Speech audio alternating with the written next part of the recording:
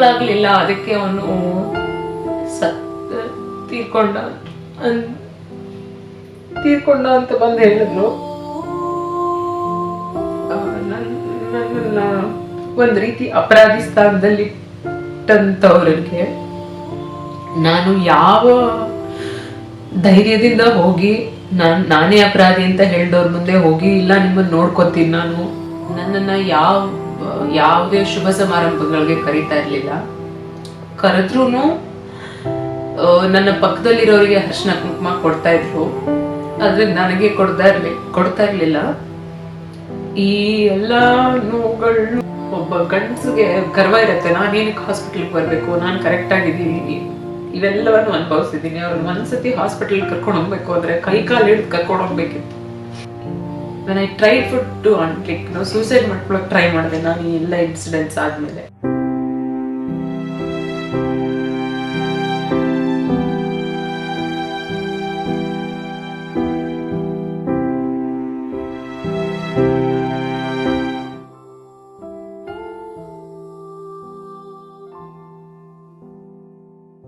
ಹೇಳಿ ಕುಸುಮ ಅವರೇ, ಹೇಗಿದೆ ಲೈಫ್? ಇಲ್ಲ ಅಂತ ಅನಿಸ್ತಿತ್ತು, ಬಟ್ ಈಗ ಜನಗಳ ಮಧ್ಯೆ ಹೋಗಿ ಇನ್ನೂ ಲೈಫ್ ಇದೆ ಅಂತ ಅನಿಸ್ತಿದೆ. DK ರವಿ ಮತ್ತು ನಿಮಗೂ ಸಾಂಸಾರಿಕ ಜೀವನದಲ್ಲಿ ಕ್ಲಾಶಸ್ ಇತ್ತ? DK ರವಿ ಮತ್ತೆ ನನ್ನ ಸಾಂಸಾರಿಕ ಜೀವನದಲ್ಲಿ ಕ್ಲಾಶಸ್ ಅಂತ ಏನಿರಲಿಲ್ಲ, ಆದರೆ ಹೆಂಡತಿಯಾಗಿ ಒಬ್ಬ ಮಹಿಳೆಯಾಗಿ ಪ್ರಶ್ನೆಗಳಂತೂ ಇತ್ತು. ಯಾವ ಹೆಣ್ಣು ಸಹಿಸ್ಕೊಳಕ್ಕಾಗದೇ ಇರುವಂತ ಒಂದು ಬಿರುಗಾಳಿ ಏನ್ ನನ್ನ ಜೀವನದಲ್ಲಿ ಉದ್ಭವ ಆಗಿತ್ತು, ಆ ಬಿರುಗಾಳಿ ಬಗ್ಗೆ ನನಗೆ ಪ್ರಶ್ನೆಗಳು ಮಾತ್ರ ಇತ್ತು. DK ರವಿ ಮರಣ ನಂತರ ನೀವು ಸಮಾಧಿ ಪೂಜೆ ಮಾಡಲಿಲ್ವಾ? ನಾನು ರವಿಯವ್ರು ತೀರ್ಕೊಂಡು 3ನೇ ದಿನಕ್ಕೆ ನಮ್ಮಲ್ಲಿ ಹಾಲು ತುಪ್ಪ ಅಂತ ಆಗತ್ತೆ, ಹಾಲು ತುಪ್ಪ ಬಿಡ್ಬೇಕಾಗತ್ತೆ ಸಮಾಧಿ ಹತ್ರ ಹೋಗಿ, ಅದನ್ನ ನಾನು ಮಾಡಿದ್ದೀನಿ. 11ನೇ ದಿನಕ್ಕೆ ನಮ್ಮಲ್ಲಿ ಸೂತ್ಕ ಕಳೆದುಕೊಳ್ಳುವಂತ ಒಂದು ಕಾರ್ಯಕ್ರಮ ಏನು ಇರತ್ತೆ, ಸೊ ಅದಕ್ಕೂ ನಾನು ಹೋಗಿ ಸಮಾಧಿ ಪೂಜೆ ಮಾಡಿ ಅಲ್ಲಿ ಸೂತ್ಕವನ್ನು ಕಳೆದುಕೊಳ್ಳುವಂತ ಒಂದೇನು ನಮ್ಮ ಸಮಾಜದಲ್ಲಿ ಏನಿದೆ ಅದನ್ನು ಕೂಡ ಮಾಡ್ಲಿಕ್ಕೆ ಅಂತ ನಾನು ಹೋಗಿದ್ದೆ. ರವಿ ತೀರ್ಕೊಂಡು 11ನೇ ದಿನ ಆದ್ಮೇಲೆ ಇವಾಗ ನನ್ನನ್ನು ನೋಡ್ತಿದ್ದೀರಿ. ಈ ಮಧ್ಯೆ ಈ ರವಿ ತೀರ್ಕೊಂಡ 2015ನೇ ವರ್ಷದಲ್ಲಿ ಮಾರ್ಚ್ ತಿಂಗಳಲ್ಲಿ, ಮಾರ್ಚ್ 16 ಅವ್ರು ತೀರ್ಕೊಂಡಿತ್ತು. ಅದ ನಂತರ ಆಗಿದ್ದಂತ ಬೆಳವಣಿಗೆಗಳೇನಿದೆಯಲ್ಲ, ನನ್ನ ಯಾವ ಸ್ಥಿತಿಗೆ ಅವ್ರು ನನ್ನನ್ನು ಬಿಟ್ಟು ಹೋಗಿದ್ದ ಕಾರಣಗಳು ದೂಡಿತ್ತು ಅಂತ ಅಂದ್ರೆ, ನಾನು ನನ್ನ ಜೀವನನ ಅಲ್ಲೇ ಮುಗಿಸ್ಕೊಬೇಕು ಅನ್ನೋಂಥ ಮಟ್ಟಕ್ಕೆ ಕೂಡ ನನ್ನನ್ನು ತಳ್ಳಿತ್ತು.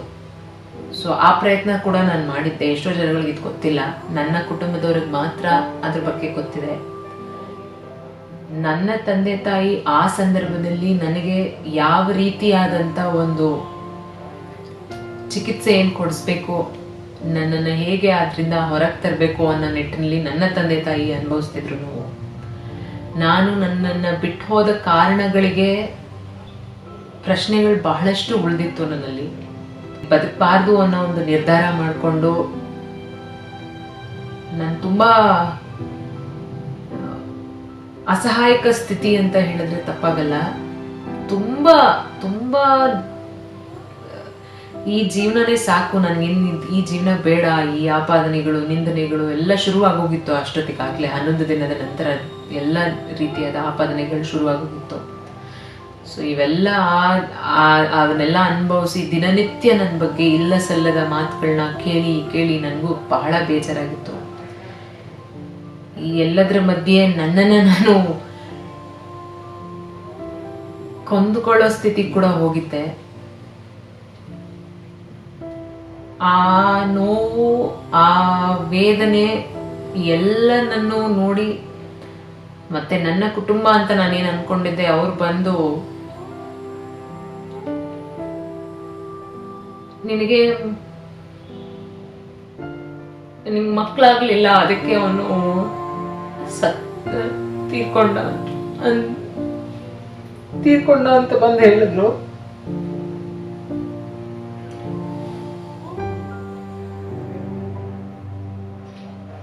ನಿನಗ್ ಮಕ್ಳಾಗಿದ್ರೆ ಅವ್ನು ಬದುಕಿರ್ತಿದ್ದ, ನಿನಗ್ ಮಕ್ಳಾಗ್ಲಿಲ್ಲ, ನೀನೇ ಅವನನ್ನ ಕೊಂದೆ ಅಂತ ಬಂದು ಹೇಳಿದಾಗ ಇನ್ನ ಒಂದ್ ಹೆಣ್ಣಾದ್ಮೇಲೆ ಮಕ್ಳಾದ್ರೆ ಮಾತ್ರ ಅವಕ್ಕೆ ಬದುಕಕ್ ಸಾಧ್ಯ, ಇಲ್ಲ ಅಂದ್ರೆ ಅವಳೊಟ್ಟಿಗೆ ಯಾರು ಇರಲ್ಲ ಅನ್ನೋ ಒಂದು ಪರಿಸ್ಥಿತಿ ದೂಡಿ ಆ ಸಂದರ್ಭದಲ್ಲಿ ನನ್ನ ತಂದೆ ತಾಯಿ ಈ ಯಾವುದನ್ನು ನೀನ್ ತಲೆ ಕೆಡ್ಸ್ಕೊಂಬೇಡ ಅಂತ ಹೇಳಿ ನಾನೇನು ಈ ಸಮಾಜದಲ್ಲಿ ಹಿಂಗೆ ಇದ್ರೆ ಮತ್ತಷ್ಟು ನನ್ನನ್ನ ಕುಗ್ಗಿಸ್ತಾರೆ ಅಂತ ಅನ್ಕೊಂಡು ಓದ್ಕೊಳ್ಳೋಣ ಏನಾದ್ರು ಈ ಸಮಾಜದಲ್ಲಿ ಬೇಡ ಇರೋದು ಅನ್ಕೊಂಡು ಇದೇ ಸಮಾಜದಲ್ಲಿ ಇದ್ರೆ ಮೋಸ್ಟ್ಲಿ ನಾನು ಇವತ್ ನಿಮ್ ಮುಂದೆ ಕೂತಿರ್ತಾನೂ ಇರ್ಲಿಲ್ಲ, ಇವತ್ತೇನ್ ರಾಜಕೀಯ ಪ್ರವೇಶ ಮಾಡ್ತಾನೂ ಇರ್ಲಿಲ್ಲ. ಬಂದವರೆಲ್ಲ ಒಂದ್ ಮಾತಾಡಿ ಯಾಕಾದ್ರೂ ಬದುಕಿದೀನೋ ಅನ್ನೋ ಸ್ಥಿತಿವರೆಗೂ ನನ್ನನ್ನ ಕರ್ಕೊಂಡು ಹೋಗಿ ಇರ್ತಿದ್ರು. ನನಗೆ ರವಿ ಜೊತೆ ಬದುಕಬೇಕಿದ್ದಿದ್ದ ನೆನಪುಗಳ ಅವ್ರ ಜೊತೆ ಕಳೆದ ಪಾಸಿಟಿವ್ ಕ್ಷಣಗಳು ಮಾತ್ರ ನೆನಪಲ್ಲಿ ಇಟ್ಕೊಂಡು ಸಮಾಧಿ ಮುಂದೆ ಹೋಗಿ ಹತ್ತು ಕರೆದು ಅದನ್ನ ಪ್ರಪಂಚಕ್ಕೆ ತೋರಿಸ್ಕೊಳ್ಳೋ ಅಂತ ಅವಶ್ಯಕತೆ ನನಗಿರ್ಲಿಲ್ಲ. ನನ್ನ ಜೀವನನ ನಾನು ಇನ್ನೊಬ್ರಿಗೆ ಹೊರೆ ಆಗಿರಬಾರ್ದು, ನನ್ನ ಒಂದು ಅಸ್ತಿತ್ವ ಇಲ್ಲಿಗೆ ಮುಗಿಬಾರ್ದು ಅನ್ನೋ ಒಂದೇ ಒಂದು ಕಾರಣದಿಂದ ನಾನು ಓದ್ಲಿಕ್ಕೆ ಅಂತ ನಾನು ಮುಂದಿನ ನಡೆ ನಾನು ಸ್ವೀಕಾರ ಮಾಡಿದೆ. ಸೊ ನಾನು ಸಮಾಧಿಗೆ 1 ವರ್ಷದ ಆದ್ಮೇಲೆ ಸಮಾಧಿಗೆ ಹೋಗಿ ಪೂಜೆ ಮಾಡುವಷ್ಟು ಶಕ್ತಿ ನನ್ನ ಒಳಗಡೆ ಉಳಿದಿರ್ಲಿಲ್ಲ. ಓಕೆ, DK ರವಿ ಮರಣ ನಂತರ ಬಂದ ಹಣ ಎಷ್ಟು? ಆ ಹಣ ಏನು ಮಾಡಿದ್ರಿ? DK ರವಿ ಅವರು ನನ್ನನ್ನು ನಾಮಿನಿ ಅಂತ ಮಾಡಿದ್ರು. Because I was his wife, he nominated me. ಅವರೆಲ್ಲ ಅಕೌಂಟ್ ಏನು ಬರುತ್ತೆ ಅಂತ. ಸೊ ಅವರ ಸಂಬಳದ ಒಂದು 3 ಲಕ್ಷ ಏನೋ ಬಂದಿತ್ತು, ಸಂಬಳದಿಂದ ಅಕೌಂಟಿಂದ 3 ಲಕ್ಷ ಬಂದಿತ್ತು. ಅವ್ರಿಗಿದ್ದಿದ್ದ ವ್ಯಕ್ತಿತ್ವಕ್ಕೆ ಅವರ ಎಲ್ಲ ಏನು ಅವ್ರು ತೀರ್ಕೊಂಡ ನಂತರ ಏನು ಕಾರ್ಯಗಳು ಮಾಡಿದ್ವಿ, 11 ದಿನದ ಕಾರ್ಯ ಇರ್ಬೋದು, 3 ದಿನದ ಕೆಲವೊಂದು ಖರ್ಚು ವೆಚ್ಚಗಳನ್ನ ಅವ್ರದೇ ದುಡ್ಡಿಂದ ನಾವು ಬರ್ಸಿದ್ವಿ. ಇನ್ನ ಏನು 40 ಲಕ್ಷ ಬಂತು 50 ಲಕ್ಷ ಬಂತು ಅಂತ ಏನು ಜನ ಮಾತಾಡ್ತಾರೆ, ಅದು ಖಂಡಿತವಾಗ್ಲೂ ಯಾವುದೇ 40 ಲಕ್ಷ ಅಥವಾ 50 ಲಕ್ಷ ನಮ್ಗೆ ಯಾವುದೇ ದುಡ್ಡು ಬಂದಿಲ್ಲ. ಅವರ ಪೆನ್ಷನ್ಗೆ ನೀವು ಅಪ್ಲೈ ಮಾಡಿ ಅಂತ ನನಗೆ ಬಂದಿತ್ತು ಲೆಟರು. ನನಗದು ಸರಿ ಅನ್ನಿಸ್ಲಿಲ್ಲ, ಸೊ ನಾನು ಅದನ್ನು ಅಪ್ಲೈ ಮಾಡಲಿಲ್ಲ. ಇವತ್ತು ಸೋಷಿಯಲ್ ಮೀಡಿಯಾದಲ್ಲಿ ಕೇಳಿಬರ್ತಿರೋ ಆರೋಪ, DK ರವಿ ತೀರ್ಕೊಂಡ್ಮೇಲೆ ಹತ್ಯೆ ಸೇವೆ ಮಾಡೋಕ್ಕೆ ಹೋಗೇ ಇಲ್ಲ, ಇನ್ನು ಕುಸುಮ ಜನರ ಸೇವೆ ಹೇಗೆ ಮಾಡ್ತಾರೆ ಅಂತ. ಈ ಪ್ರಶ್ನೆಗೆ ಉತ್ತರ ಹೇಳಬೇಕಂದ್ರೆ 2 ವರ್ಗದ ಜನಗಳಿರ್ತಾರೆ. ಮೊದಲನೇ ವರ್ಗ ನೈಜ ಸ್ಥಿತಿನ ಅರ್ಥ ಮಾಡ್ಕೊಳ್ಳೋ ಅಂತ ಜನ ಇರ್ತಾರೆ. ಸೊ ಇನ್ನೊಂದು ವರ್ಗ ನಾವು ಏನೇ ಮಾತಾಡಿದ್ರು ಬರೀ ವಿರೋಧನೇ ಮಾಡಬೇಕು ಅನ್ನೋ ಒಂದು ವರ್ಗನೂ ಇರುತ್ತೆ. ಸೊ ಈ ವಿರೋಧ ಮಾಡಬೇಕು ಅಂತ ಇರೋ ವರ್ಗಕ್ಕೆ ನಾನು ಏನೇ ಹೇಳಿದ್ರು, ಏನೇ ಸಮಜಾಯಿಷಿ ಕೊಟ್ಟರು, ಏನೇ ಕಾರಣಗಳು ಹೇಳಿದ್ರು ಅವ್ರು ವಿರೋಧ ಮಾಡೋದಂತೂ ನಿಲ್ಲಿಸಲ್ಲ. ಸೊ ಅಂಥವ್ರಿಗೆ ನಾನು ಯಾವುದೇ ಉತ್ತರ ಕೊಡಕ್ಕೆ ಹೋಗಲ್ಲ. ಬಟ್ ಈಗೇನು ನೈಜ ಸ್ಥಿತಿನ ಅರ್ಥ ಮಾಡಿಕೊಂಡು ನನ್ನ ಒಂದು ಸ್ಥಿತಿಯಲ್ಲಿ ಅವರನ್ನ ಅವರು ಇಟ್ಟು ನೋಡೋ ಅಂಥ ಜನಗಳಿಗೆ ಈ ಪ್ರಶ್ನೆ ಏನಾದರೂ ಇದ್ರೆ ಅಂಥವ್ರಿಗೆ ನನ್ನ ಉತ್ತರ, 11 ದಿನದ ಏನು ಸೂತ್ಕದ ಕಳೆದುಕೊಂಡದ ನಂತರ ಈ ಸಮಯದಲ್ಲೇನೆ ಆಲ್ರೆಡಿ ನನ್ನ ಹತ್ರ ಬಂದು ಜನ ಅದೇ ಕುಟುಂಬದವ್ರು ಅವರೇ ಬಂದು ಎಲ್ಲ ಬಂದು ನನ್ನನ್ನ ಎಷ್ಟು ನೋವು, ಯಾವ ವಿಚಾರವಾಗಿ ಒಂದು ಮಹಿಳೆಗೆ ನೋವು ಆಗತ್ತೆ ಆ ವಿಚಾರವಾಗಿ ನನ್ನನ್ನ ಎಷ್ಟು ಸಾಧ್ಯನೋ ಅಷ್ಟು ನೋವು ಮಾಡಿದ್ದಾರೆ. ಎಲ್ಲದಕ್ಕೂ ನನ್ನನ್ನೇ ಹೊಣೆ, ನಾನೇ ಕಾರಣ, ನಾನೇ ಅವರ ಮಗನ ಸ್ಥಿತಿಗೆ, ಅವರ ಮಗ ಹೋಗಿರೋ ಸ್ಥಿತಿಗೆ ಕಾರಣ ಅಂತ ದೂಷಿಸಿದ್ರು. ಮತ್ತೆ ಅದೇ ನನಗೆ ಮಕ್ಕಳಾಗ್ಲಿಲ್ಲ, ನಿನಗೆ ಮಕ್ಕಳಾಗ್ಲಿಲ್ಲ, ಅದಕ್ಕೆ ಅವನ್ ಸತ್ತ, ನಿನಗೆ ಮಕ್ಕಳಿದ್ದಿದ್ರೆ ಸಾಯ್ತಿರ್ಲಿಲ್ಲ ಅಂತೆಲ್ಲ ಒಂದು ಯಾವ ವಿಚಾರವಾಗಿ ನಾನು ಹಪಹಪಿಸ್ತಿದ್ದೆ ಮಕ್ಕಳ ವಿಷಯಕ್ಕೆ, ಅದೇ ವಿಚಾರನ ಮತ್ತೆ ನಂಗೆ ಹೇಳಿ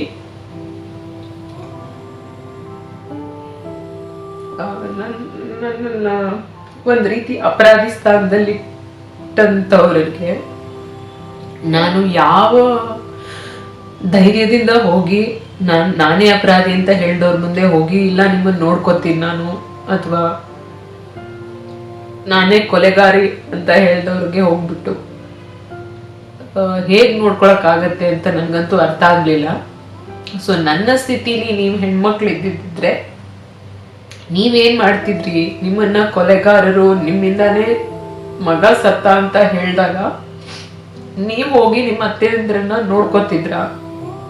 ಅವ್ರನ್ನ ಎದುರಿಸುವಂತ ಧೈರ್ಯ ನಿಮ್ಮಲ್ಲಿ ಇರ್ತಿತ್ತ ಅಂತ ನಾನು ಅವರಿಗೆ ಪ್ರಶ್ನೆ ಮಾಡ್ತೀನಿ. ನನ್ನ ಸ್ಥಿತಿಯಲ್ಲಿ ನಿಮ್ಮನ್ನ, ನಿಮ್ಮ ಮನೆ ಮಗಳನ್ನ ಒಮ್ಮೆ ಇಟ್ಟು ನೋಡಿ,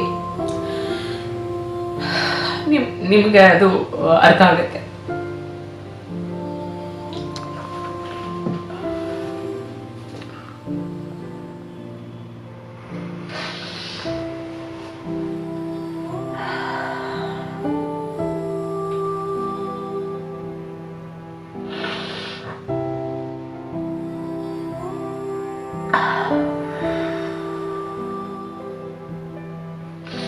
ಇಷ್ಟೆಲ್ಲ ಆರೋಪಗಳನ್ನು ಮಾಡಿದವರು ಇನ್ನೊಂದು ಆರೋಪವನ್ನು ಮಾಡ್ತಾರೆ. ನೀವು ಅಮೇರಿಕಕ್ಕೆ ಹೋಗಿದ್ದೆ ಲೈಫ್ನ ಎಂಜಾಯ್ ಮಾಡೋದಕ್ಕೆ ಅಂತ. ನನ್ನ ತಂದೆ, ನಾನೇನು 21ಕ್ಕೆ ನನ್ನ ಮದುವೆ ಆಗಿತ್ತು. 20 ವರ್ಷಗಳು ನನ್ನ ತಂದೆ ಒಂದು ಪ್ರೊಟೆಕ್ಟೆಡ್, ಒಂದು ಗೂಡ್ ಅಂತ ಏನು ಹೇಳ್ತೀವಿ ಆ ರೀತಿ ಸಾಕಿದ್ದು. ಎಲ್ಲದಕ್ಕೂ ನನ್ನ ತಂದೆ ತಾಯಿ ಮೇಲೆ ಡಿಪೆಂಡ್ ಆಗಿತ್ತಂತವಳು. ನಂತರ ಮದುವೆ ಆದ್ಮೇಲೆ ಎಲ್ಲದಕ್ಕೂ ಗಂಡನ ಮೇಲೆ ಡಿಪೆಂಡ್ ಆಗಿ ಬದುಕ್ತಾ ಇದ್ದೆ. ಸೊ ಈ 25ನೇ ವಯಸ್ಸಿಗೆ ಗಂಡ ತೀರ್ಕೊಂಡ್ಮೇಲೆ ನನ್ನ ಸ್ಥಿತಿ ಹೆಂಗಿತ್ತು ಅಂದ್ರೆ ಏನ್ ಮಾಡ್ಬೇಕು, ಏನಪ್ಪ ನೆಕ್ಸ್ಟ್ ದಾರಿ ಅಂತಾನು ಗೊತ್ತಿರ್ಲಿಲ್ಲ ನನಗೆ. ಸೊ ಇದೇ ಸಮಾಜದಲ್ಲಿ ನನ್ನ ಮೇಲೆ ಅಷ್ಟು ಆಪಾದನೆಗಳು, ಅಷ್ಟು ಆರೋಪಗಳು ಎಲ್ಲ ಬರ್ತಿತ್ತು. ದಿನ ಬಂದು ನನ್ನನ್ನು ದೂಷಿಸ್ತಿದ್ರು. ಇನ್ನೂ ಕೆಲವರು ನನ್ನ ಅಯ್ಯೋ ಪಾಪ ಅಂತ ನೋಡ್ತಿದ್ರು. ಇವೆಲ್ಲವನ್ನು ಮೀರಿ ಎಲ್ಲೋ ಒಂದ್ ಕಡೆ ನನ್ ಓದ್ಬೇಕು, ವಿದ್ಯೆನ ಗಳಿಸ್ಕೊಳ್ಳೋಣ ಅಂತ ಅನ್ಕೊಂಡಾಗ ನೀವ್ ಯೋಚನೆ ಮಾಡಿ, 5 ವರ್ಷ ನಿಮ್ ಕನ್ಸಲ್ಲೂ ಅನ್ಕೊಂಡಿರ್ಲಿಲ್ಲ. ಯಾವ್ದೇ ಒಂದು ಹೆಣ್ಮಗ್ಳು ಅನ್ಕೊಂಡಿರಲ್ಲ, ಓಕೆ 5 ವರ್ಷದಲ್ಲಿ ಮದ್ವೆ ಜೀವನ ಮುಗಿದೋಗುತ್ತೆ, ನೆಕ್ಸ್ಟ್ ನನ್ನ ಸ್ವಂತ ಐಡೆಂಟಿಟಿ ಅಥವಾ ನಾನು ಏನೋ ಬೇರೆ ಮಾಡ್ಬೇಕಾಗತ್ತೆ, ಗಂಡನ ಹೊರತುಪಡಿಸಿ ಏನೋ ಮಾಡ್ಬೇಕಾಗಿರತ್ತೆ ಅಂತ ಅನ್ಕೊಂಡಿರಲ್ಲ. ಸೊ ನಾನು 5 ವರ್ಷಗಳ ಕಾಲ ನಾನು ಇಂಜಿನಿಯರಿಂಗ್ ಮುಗಿದ್ಮೇಲೆ ಯಾವುದೇ ಓದಿನಲ್ಲಿ ನಾನು ಏನು ತೊಡಗಿಸ್ಕೊಂಡಿರ್ಲಿಲ್ಲ. ಬಟ್ ಯಾವಾಗ ಇದಾಯ್ತು, ನಾನು ಓದ್ಬೇಕು ಅಂತ ಅಂದಾಗ ಎಷ್ಟು ಪ್ರಯತ್ನ ಪಡಬೇಕು, ಒಂದು GRE ಬರೆಯೋಕ್ಕಾಗ್ಲಿ, ಒಂದು TOEFL ಏನು ಎಕ್ಸಾಮ್ಸ್, ಅಮೆರಿಕಾಲಿ ಒಂದು ಯೂನಿವರ್ಸಿಟಿಗೆ ಅಡ್ಮಿಟ್ ಆಗಬೇಕು ಅಂತಂದ್ರೆ ಎಕ್ಸಾಮ್ಸ್ಗಳನ್ನ ಕ್ಲಿಯರ್ ಮಾಡಬೇಕು. ಸುಮ್ಮನೆ ಯಾವುದೋ ಹೆಸರಿಗೆ ಅಲ್ಲಿ ಅಡ್ಮಿಷನ್ ಕೊಡಲ್ಲ, ಅಥವಾ ಎಷ್ಟೇ ದುಡ್ಡು ಕೊಟ್ಟರು ಅಡ್ಮಿಷನ್ ಕೊಡಲ್ಲ. ಈ ಎಕ್ಸಾಮ್ಸ್ ಪ್ರಿಪೇರ್ ಆಗಿ ಅದ್ರಲ್ಲಿ ಕ್ಲಿಯರ್ ಮಾಡಿಕೊಂಡು ವೀಸಾ ತಗೊಂಡು ಅಮೆರಿಕಲ್ಲಿ ಒಂದು ಯೂನಿವರ್ಸಿಟಿಲಿ ಅಡ್ಮಿಟ್ ತಗೊಂಡು ಹೋಗಿ ಓದ್ಲಿಕ್ಕೆ ಅಂತ ಹೋಗಿ 2 ವರ್ಷದಲ್ಲಿ ನನ್ನ ಯಾವುದೇ ಒಂದು ಸಬ್ಜೆಕ್ಟಲ್ಲಿ A ಗ್ರೇಡ್ಗಿಂತ ಕಮ್ಮಿ ಬಂದೇ ಇಲ್ಲ. ಸೊ ನನ್ನ 4.0 GPAಗೆ 3.98 is my over all GPA. Life enjoy ಮಾಡೋಕ್ಕೆ ಅಂತ ನಾನು ಅಮೆರಿಕಾಗೆ ಹೋಗಿರಲಿಲ್ಲ. ನನ್ನನ್ನು ಒಂದು ಪ್ರಪಂಚದಲ್ಲಿ ನಾನು ಇಷ್ಟು ಪ್ರೊಟೆಕ್ಟಿವ್ ಆಗಿ ಬೆಳೆದಂಥ ಹೆಣ್ಮಗಳಾಗಿ ನಾನೊಬ್ಳೇ ಇವಾಗ ಜೀವನ ನಡೆಸಬೇಕು ಅಂದರೆ ನನಗೆ ಆ ಧೈರ್ಯ ಬೇಕಾಗಿತ್ತು. ಹೋಗಿ ಒಬ್ಳೆ ಬದುಕಿ ತೋರಿಸ್ಬೇಕಿತ್ತು ನಾನು. ಅದಕ್ಕೆ ನಾನು ಅಮೆರಿಕಾ ಚೂಸ್ ಮಾಡಿಕೊಂಡು ಓದಲಿಕ್ಕೆ ಅಂತ ಹೋಗಿತ್ತು. ನಾನು ಅದ್ರಲ್ಲಿ ಖಂಡಿತವಾಗ್ಲೂ ಯಶಸ್ವಿ ಆಗಿದ್ದೀನಿ ವಿದ್ಯೆಯನ್ನು ಗಳಿಸೋದ್ರಲ್ಲಿ. ಸೊ ಲೈಫ್ ಎಂಜಾಯ್ ಮಾಡೋಕ್ಕೆ ಅಂತ ಹೋಗಿದ್ದೆ ಅಂತ ಏನು ಅನ್ಕೋತಾರಲ್ಲ, ಅವ್ರಿಗೆ ನಾನು ಇಷ್ಟಕ್ಕಿಂತ ಮೇಲೆ ಏನು ಹೇಳೋಕ್ಕೆ ಇಷ್ಟಪಡ. ಕೊನೆಯದಾಗಿ, ಸದ್ಯ ಈಗ ನಿಮಗೆ ರಾಜಕಾರಣ, ಜನರ ಮಧ್ಯೆ ಹೋಗ್ತಾ ಇದ್ದೀರಾ, ಅಲ್ಲಿ ನಿಮಗೆ ಒಳ್ಳೊಳ್ಳೆ ರೀತಿಯ ಪ್ರತಿಕ್ರಿಯೆ ಸಿಗ್ತಾ ಇದೆ. ಹಲವು ಸಂದರ್ಭದಲ್ಲಿ ನೀವು ಕಣ್ಣೀರು ಕೂಡ ಹಾಕ್ತಾ ಇದ್ದೀರಾ. ವಿರೋಧಿಸಬೇಕೆಂಬ ವರ್ಗನೋ, ಏನೋ ಇದರಲ್ಲಿ ಏನೋ ತಪ್ಪು ಕಾಣಿಸ್ತಾ ಇದೆ ಅಂತ ತಿಳ್ಕೊಂಡಿರೋ ವರ್ಗನೋ, ಯಾವ ವರ್ಗನೋ ಗೊತ್ತಿಲ್ಲ, ಸದ್ಯ ನೀವು ಜನಸೇವೆ ಅಂತ ನಾಟಕ ಮಾಡ್ತಿದ್ದೀರಾ ಅನ್ನೋ ಪ್ರಶ್ನೆ ಸಾಮಾಜಿಕ ಜಾಲತಾಣದಲ್ಲಿ ಕಾಣಿಸ್ತಾ ಇದೆ. ನಾನು ಜನಗಳ ಮಧ್ಯೆ ಏನು ಇವಾಗ ರಾಜಕೀಯ ಪ್ರವೇಶ ಮಾಡಿ ಹೋಗಿದ್ದೀನಿ, ಜನಗಳು ನನ್ನನ್ನು ಸ್ವೀಕರಿಸ್ತಾ ಇರುವಂಥ ರೀತಿ ಏನು, ನಾನು 2015ನೇ ಇಸ್ವಿಯಲ್ಲಿ ಒಂದು ಅರ್ಶಿನ ಕುಂಕುಮ ಅಂತ ಏನು ಕಳ್ಕೊಂಡೆ, ಅದ ನಂತರ ನನ್ನನ್ನು ಯಾವುದೇ ಶುಭ ಸಮಾರಂಭಗಳಿಗೆ ಕರೀತಾ ಇರಲಿಲ್ಲ. ಕರೆದ್ರೂ ನನ್ನ ಪಕ್ಕದಲ್ಲಿರೋರಿಗೆ ಅರ್ಶಿನ ಕುಂಕುಮ ಕೊಡ್ತಾ ಇದ್ರು, ಆದರೆ ನನಗೆ ಕೊಡ್ತಾ ಇರಲಿಲ್ಲ. ಈ ಎಲ್ಲ ನೋವುಗಳನ್ನು ನಾನು ಅನುಭವಿಸಿದೀನಿ. ಇವಾಗ ಯಾವುದೇ ಒಂದು ಮನೆಗೆ ಹೋದ್ರು, ಯಾವುದೇ ನನ್ನ ಹಿನ್ನೆಲೆಯನ್ನ ನೋಡದೆ ಅವರೇ ಬಂದು ಅರ್ಶಿನ ಕುಂಕುಮ ಕೊಟ್ಟು ಹೂ ಮುಡಿಸಿ ಈ ಮುಡಿಯನ್ನ ತುಂಬಿ ಕಳಿಸ್ತಿದ್ದಾರೆ. ನಾನು ಅವರಿಗೆಲ್ಲ ಯಾವಾಗಲೂ ಚಿರಋಣಿಯಾಗಿರ್ತೀನಿ. ನಾನು ಜನಸೇವೆ ಮಾಡಬೇಕು ಅನ್ನೋ ನಾಟಕ ಆಡ್ತಿದ್ದೀನಿ ಅಂತ ಹೇಳೋವಂಥ ವರ್ಗಕ್ಕೆ ನನಗೆ ಅವಶ್ಯಕತೆ ಅಥವಾ ಅನಿವಾರ್ಯತೆ ಅಥವಾ ಅಗತ್ಯತೆ ಇರಲಿಲ್ಲ ಜನಸೇವೆಗೆ ಬಂದು ಮಾಡಬೇಕು ಅನ್ನೋದು. ಯಾಕಂದರೆ ನಾನೊಂದು ಕಾಲೇಜ್ನಲ್ಲಿ ಪ್ರೊಫೆಸರ್ ಆಗಿ ಕೆಲಸ ಮಾಡ್ತಾ ಇದ್ದೆ. ಸೊ ಅಲ್ಲಿ ನನ್ನ ಒಂದು ಐಡೆಂಟಿಟಿ, ನನ್ನ ಸ್ಟೂಡೆಂಟ್ಸ್ಗೆ ನಾನು ಯಾರು ಹೆಂಡತಿ ಅನ್ನೋದಂತೂ ಕೊನೆವರೆಗೂ ಗೊತ್ತೇ ಇರಲಿಲ್ಲ. ಅವರು ನನ್ನನ್ನು ಬರೀ ಪ್ರೊಫೆಸರ್ ಕುಸುಮಾ ಅಂತ ಅಷ್ಟೇ ಗೊತ್ತಿತ್ತು.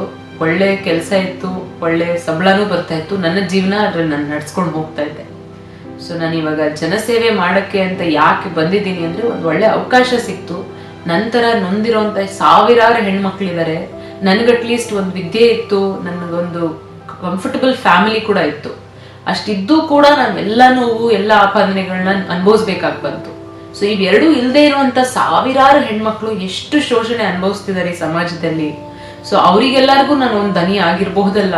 ಇದೆಲ್ಲ ಅನುಭವಿಸಿರೋದ್ರಿಂದ ಅವ್ರ ಕಷ್ಟಗಳನ್ನ ಅರ್ಥ ಮಾಡ್ಕೊಳ್ಳೋ ಅಂತ ಒಂದು ಶಕ್ತಿ ನನಗೆ ದೇವ್ರು ಕೊಟ್ಟಿದ್ದಾನೆ ಅಂತ ಅನಿಸ್ತು. ಮತ್ತೆ ಜನಗಳ ಸಮಸ್ಯೆಗಳನ್ನ ನಿವಾರಿಸುವಂತ ಒಂದು ಶಕ್ತಿ ನನ್ನ ಒಳಗಡೆ ಇದೆ ಅಂತ ನನಗೆ ಅನ್ಸಿದ್ದಕ್ಕೆ ನಾನು ಜನಸೇವೆ ಅಂತ ಬಂದಿದ್ದೀನಿ. ನಾನು ಯಾರಿಗೋ ನಾಟಕ ಮಾಡಿ ಅಥವಾ ಯಾರನ್ನೋ ಇಂಪ್ರೆಸ್ ಮಾಡಲಿಕ್ಕೆ ಅಂತ ಜನಸೇವೆಗೆ ಬಂದಿಲ್ಲ. Thank you. All the best.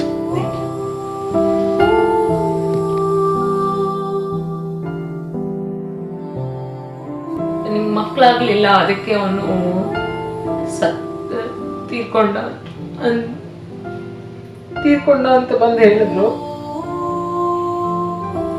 ನನ್ನ ಒಂದ್ ರೀತಿ ಅಪರಾಧಿ ಸ್ಥಾನದಲ್ಲಿ ಇಟ್ಟಂತವ್ರಿಗೆ ನಾನು ಯಾವ ಧೈರ್ಯದಿಂದ ಹೋಗಿ ನಾನೇ ಅಪರಾಧಿ ಅಂತ ಹೇಳ್ದವ್ರ ಮುಂದೆ ಹೋಗಿ ಇಲ್ಲ ನಿಮ್ಮನ್ನ ನೋಡ್ಕೊತೀನಿ, ನಾನು ನನ್ನನ್ನ ಯಾವುದೇ ಶುಭ ಸಮಾರಂಭಗಳಿಗೆ ಕರೀತಾ ಇರ್ಲಿಲ್ಲ. ಕರೆದ್ರೂ ನನ್ನ ಪಕ್ಕದಲ್ಲಿರೋರಿಗೆ ಅರಿಶಿನ ಕುಂಕುಮ ಕೊಡ್ತಾ ಇದ್ರು, ಆದ್ರೆ ನನಗೆ ಕೊಡ್ತಾ ಇರ್ಲಿಲ್ಲ. ಈ ಎಲ್ಲ ನೋವುಗಳು ಒಬ್ಬ ಗಂಡಸಿಗೆ ಗರ್ವ ಇರುತ್ತೆ, ನಾನೇನಕ್ಕೆ ಹಾಸ್ಪಿಟಲ್ಗೆ ಬರ್ಬೇಕು, ನಾನು ಕರೆಕ್ಟ್ ಆಗಿದ್ದೀನಿ, ಇವೆಲ್ಲವನ್ನು ಅನುಭವಿಸಿದ್ದೀನಿ. ಅವ್ರನ್ನ ಒಂದ್ಸತಿ ಹಾಸ್ಪಿಟಲ್ ಕರ್ಕೊಂಡು ಹೋಗ್ಬೇಕು ಅಂದ್ರೆ ಕೈ ಕಾಲು ಹಿಡಿದು ಕರ್ಕೊಂಡು ಹೋಗ್ಬೇಕಿತ್ತು. when I tried to suicide ಮಾಡ್ಕೊಳಕ್ ಟ್ರೈ ಮಾಡಿದೆ ನಾನು ಈ ಎಲ್ಲ ಇನ್ಸಿಡೆಂಟ್ಸ್ ಆದ್ಮೇಲೆ.